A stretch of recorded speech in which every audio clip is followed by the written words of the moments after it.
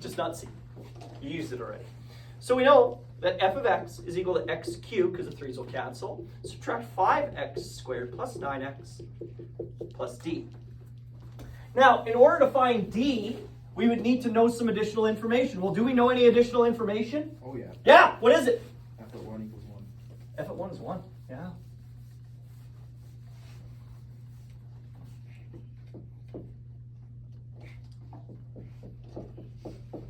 Let's use it. So f at 1 is equal to 1 cubed minus 5 times 1 squared plus 9 times 1 plus d. Okay? F at 1 is 1, and bd, no big deal. 1 minus 5 plus 9, d. 1 minus 5? -4. Plus 9. 5. Move it over. -4. Good. And so f of x is equal to x, what do we got? X cubed, subtract 5, x squared plus 9x minus 4.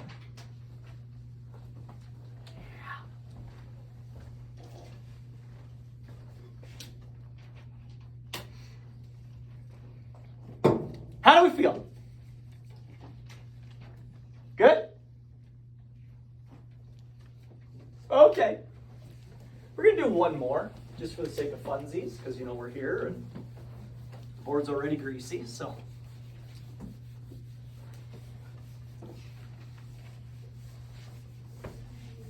What's that? I know. Something going on in these portables. It's getting chilly. And not in a good way. Okay. So f double prime again. This is going to equal 12x squared minus 12x. And we're going to say that f at 0 is 2, and f at 1 is 1.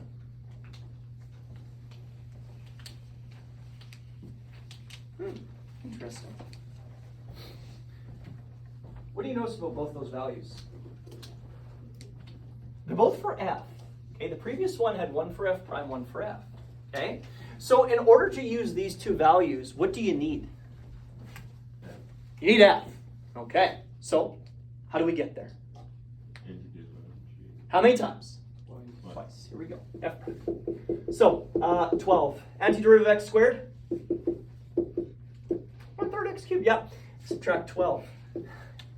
I did that. Antiderivative of x. Half x squared. Oh, thank you. Plus c. Now, of course, we're anti-differentiating again, but before we do that, clean it up. Okay, these constants and coefficients can be cleaned up. 12 over 3, of course, is 4x cubed, and 12 over 2 is 6x squared, and that's, of course, plus c.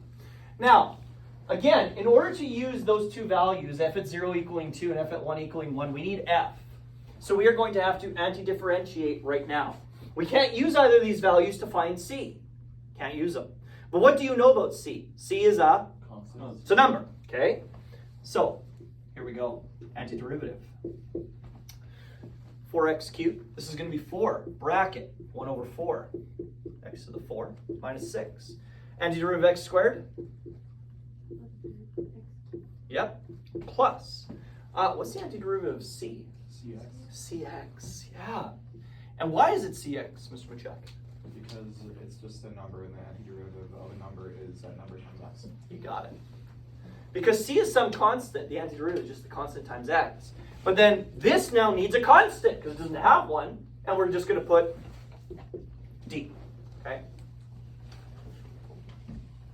Everybody okay with that? I'll ask that again. Everybody okay with this? Yes. Delicious. Simplify, plug in, and we're on our way. So I'll bring the simplified version of it over here. And of course the simplified version looks like this. F of x equals x to the 4. The 6 over 3 is going to be a negative 2 x cubed plus cx plus d. Now the question is, which one should we use first? We have f at 0 equaling 2 and f at 1 equaling 1. Which one should we use? F at 0. Why? because if you use f at 1, you're going to have c and d in the question, whereas if you use f at 0, it's going to get rid of c, so you can solve for d. Yeah. The 0 is going to knock out all the x terms, leaving us only with d, which is an unknown. It is a number, but it's unknown. So if we use the f at 0 first, in this case, we can clearly see after we plug it in that all of these terms are going to be gone. The only thing left is d, and so of course d is just 2. Now, because we know that d is 2, we are free to plug that in to f of x. That's x to the 4 minus 2x cubed plus cx plus 2. Okay, we know what d is. The jury is not out on that. Okay, we're okay. What we are still unaware of, though, is what c is. Well, in order to find c, we're going to have to use f at 1. Yeah, equaling 1. And, well, from here, we can clearly see it's all over. There's only one thing you don't know, and in fact is c. This would be 1 minus 2 plus c plus 2. And what's c? It is 0, yeah. And so f of x will then equal x to the 4 minus 2x cubed plus 2.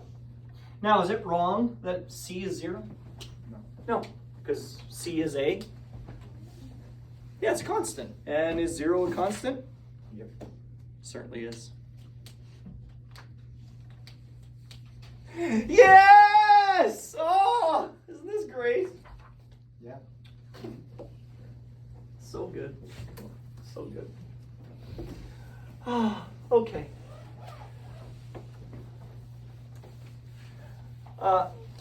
For the next few minutes, because of course we still have time, and like I said, the majority of tomorrow's class is going to be a work period. I want to introduce you to a very important symbol in the rest of your life in this room. Oh yeah.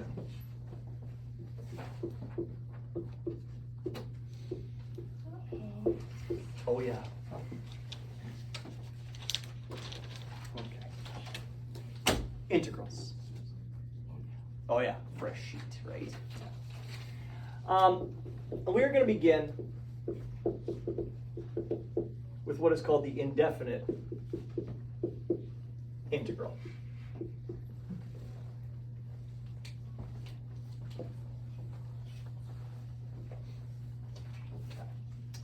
Now, let's recall some derivative notation, okay? And specifically a Leibniz notation, and we are going to be talking about Leibniz a lot for the next 5 months. If we recall, one of the notations that we looked at for derivatives looked like this. It was the d over dx of f of x, okay? And in fact, we used that with implicit differentiation, and we also used it with the idea of related rates. So it was a very popular notation, and it's now one that we are going to be exclusively talking about, is our good friend Leibniz. And what that was equivalent to is that was equivalent to f prime of x. So without ever saying anything, if you just went d dx of f of x, that implies that we want to differentiate with respect to x. That's what that implied, okay? So then the question is, how are we able to show that mathematically for an antiderivative?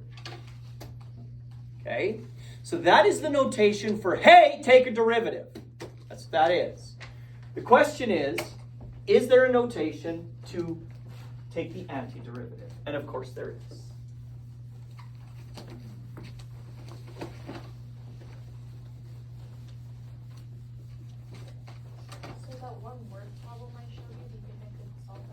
Not yet.